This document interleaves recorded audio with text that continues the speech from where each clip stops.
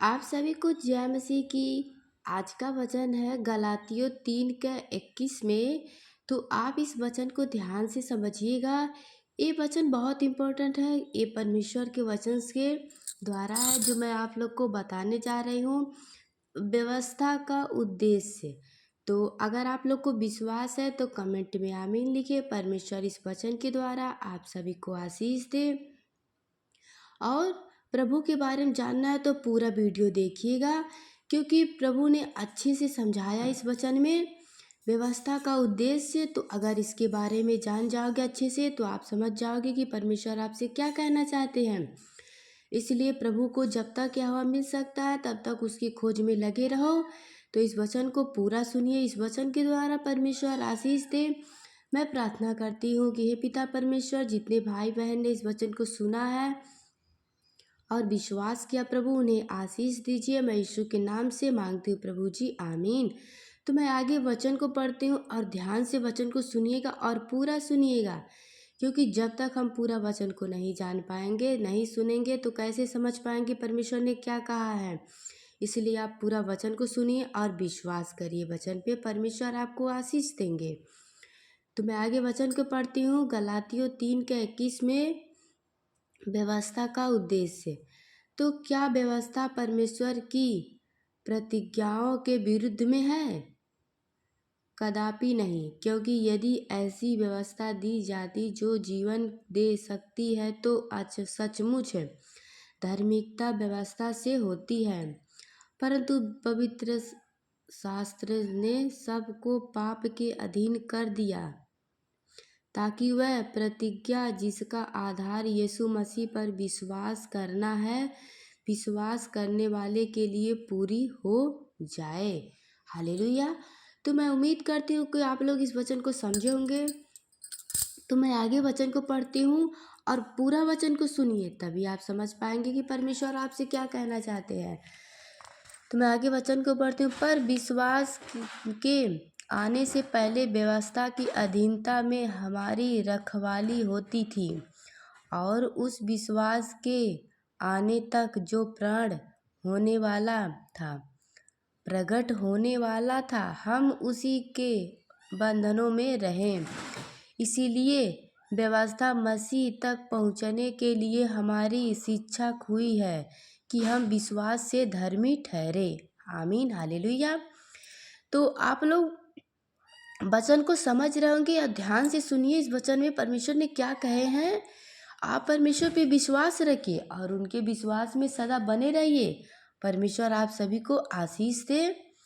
तो आगे मैं वचन को पढ़ती हूँ। परंतु जब विश्वास आ चुका तो हम अब शिक्षा के अधीन रहें, क्योंकि तुम सब उस विश्वास के द्वारा हो। हालेलुया। परमेश्वर आप सभी को आशीष दे। तो मैं आगे वचन को पढ़ती हूँ। क्योंकि तुम सब उस विश्वास के द्वारा हो जो मसीह यीशु में है, परमेश्वर की संतान हो। हालेलुया। तुम परमेश्वर की संतान हो उस विश्वास के द्वारा। इसलिए परमेश्वर ने यहाँ बताया है, और तुम में से जितने ने मसीह में बपतिस्मा लिया है, और तुम में से जितनों ने बपतिस्मा लिया उन्होंने मसीह को पहन लिया है। अब ना कोई यहूदी रहा और ना यूनानी, ना कोई दास ना स्वतंत्र, ना कोई नगर ना नारी, क्योंकि तुम सब मसीह यीशु में एक हो। जो कुछ लोग कहते हैं यहाँ प्रभु की उनका परमेश्वर है, उनका है, तो इस वचन को ध्यान से समझ लिए। परमेश्वर ने कहा जिसने बपतिस्मा ले लिया वो यीशु मसीह को हो गए। ना कोई यहूदी रहा और ना यूनानी, ना कोई दास ना कोई स्वतंत्र, ना कोई नारी, ना कोई कुछ भी नहीं रहा, सब एक समान हो गए। इसलिए आप वचन को जब आगे पूरे तक समझ में पढ़ेंगे, जानेंगे, तभी आप लोग समझ पाएंगे परमेश्वर क्या कहते हैं। इसलिए जब भी वचन को सुनो तो पूरा उस वचन को सुनो और परमेश्वर की खोज में लगे रहो। और यदि तुम मसीह के हो तो अब्राहम के वंश और प्रतिज्ञा के अनुसार वारिस भी हो। आमीन, हालेलुया। तो परमेश्वर आप सभी को आशीष दे वचन के द्वारा। मैं उम्मीद करती हूँ कि आप लोग वचन पे विश्वास किए होंगे। हालेलुया। पहला गलातियों 3:4 में ये वचन मैं जो पढ़ने जा रही हूँ अभी, इसके आगे पढ़ रही हूँ वचन को, इसे ध्यान से सुनिएगा। गलातियों 4 में वचन है, मैं यह कहता हूँ कि वरिस जब तक बालक है, यद्यपि सब वस्तुएं का स्वामी है, तभी उसमें और दास में कोई भेद नहीं है, परंतु पिता के ठहराए हुए समय तक संरक्षकों और प्रबंधनों के वंश में रहता है। वैसे ही हम भी जब बालक थे तो संसार की आदि शिक्षा के वंश में होकर बने रहते थे। हालेलुया, आमीन। तो परमेश्वर आप सभी को आशीष दे वचन के द्वारा। तो हम उम्मीद करते हूँ कि आप लोग वचन को समझ रहे होंगे।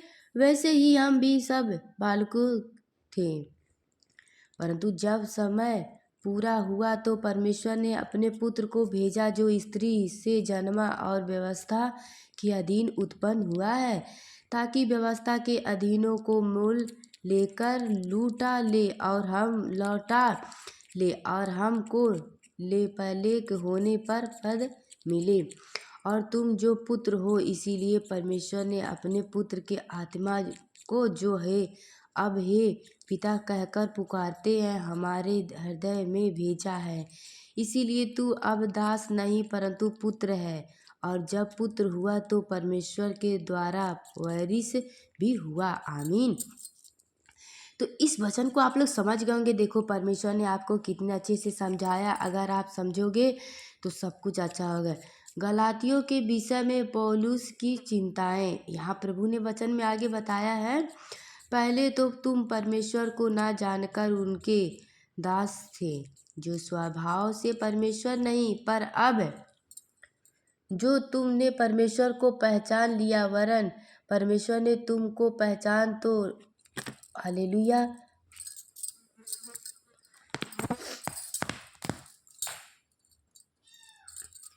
तो उन निर्बल और निकम्मे आदि शिक्षा को बातों की ओर क्यों फिरते हो, जिनके तुम दोबारा दास होना चाहते हो।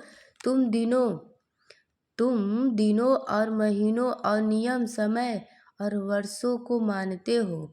मैं तुम्हारे विषय में डरता हूँ, कहीं ऐसा ना हो कि जो परिश्रम मैंने तुम्हारे लिए किया है वह व्यर्थ ठहरे। तो आप वचन में समझ गए होंगे। परमेश्वर ने यहाँ कहा है, हे भाइयों, मैं तुमसे विनती करता हूँ, तुम मेरे समान हो जाओ, क्योंकि मैं भी तुम्हारे समान हो गया हूँ। तुमने मेरा कुछ बिगाड़ा नहीं, पर तुम जानते हो कि पहले पहल मैंने शरीर की निर्बलता के कारण तुम्हारे सुसमाचार सुनाया, और तुमने मेरी शारीरिक दशा को, जो तुम्हारी परीक्षा का कारण थी, तुझ ना जानना, ना उसके घृण की ओर, और परमेश्वर के दूत वरन स्वर्य मसीह के सामने मुझे ग्रहण किया है। तो वह तुम्हारा आनंद मानना कहा गया। मैं तुम्हारा गवाह हूँ कि यदि हो सकता तो तुम अपनी आँखों भी निकालकर मुझे दे दो। तो क्यों तुमसे सच बोलने के कारण मैं तुम्हारा वैरी बन गया हूँ। हालेलुया। वे तुम्हें मित्र बनाना तो चाहते हैं, पर भले उद्देश्य से नहीं, वरन तुम्हें अलग करना चाहते हैं कि तुम उन्हीं को मित्र बना लो। पर यह भी अच्छा है कि भली बात में हर समय मित्र बनाने का यत्न किया जाए, ना केवल उसी समय की जब मैं तुम्हारे साथ रहता हूँ। हे मेरे बालकों, जब तक तुम में मसीह का रूप ना बना जाए, तब तक मैं तुम्हारे लिए फिर की भी बैठाई सकता हूँ। इच्छा तो यह होती है कि अब तुम्हारे पास आकर और ही प्रकार से बोलूं, क्योंकि तुम्हारे विषय में मैं उलझना में हूँ। आमीन। हालेलुया। तो मैं उम्मीद करती हूँ कि आप लोग वचन को समझ गए होंगे। इस वचन के द्वारा परमेश्वर आप सभी को आशीष दे। तो मैं एक और वचन यहाँ थोड़ा सा बताना चाहती हूँ। ये गलातियों 3:10 में लिखा गया है, इसीलिए जितने लोग व्यवस्था के कामों पर भरोसा रखते हैं वे सब के अधीन है, क्योंकि लिखा है, जो कोई व्यवस्था की पुस्तक में लिखी हुई सब बातों को करने में रिश्ती नहीं रखता वह शापित है। पर यह बात प्रकट है कि व्यवस्था के द्वारा परमेश्वर के यह कोई धर्मी नहीं ठहरता, क्योंकि धर्मी जन विश्वास से जीवित रहेगा, पर व्यवस्था का विश्वास से कोई संबंध नहीं, क्योंकि जो उनको मानेगा वह उनके कारण जीवित रहेगा। मसीह ने जो हमारे लिए श्रापित बना हमें मोल लेकर व्यवस्था के शाप से छुटाया, क्योंकि लिखा है, जो कोई कांटा पर लटकाया जाता है वह शापित है। यह इसीलिए हुआ कि अब्राहम की आशीष मसीह यीशु में अन्य जातियों तक पहुँचे और हम विश्वास के द्वारा उस आत्मा को प्राप्त करें जिसकी प्राप्ति हुई है। आमीन। तो परमेश्वर इस वचन के सबको आशीष दे। God bless you. जय मसीह की।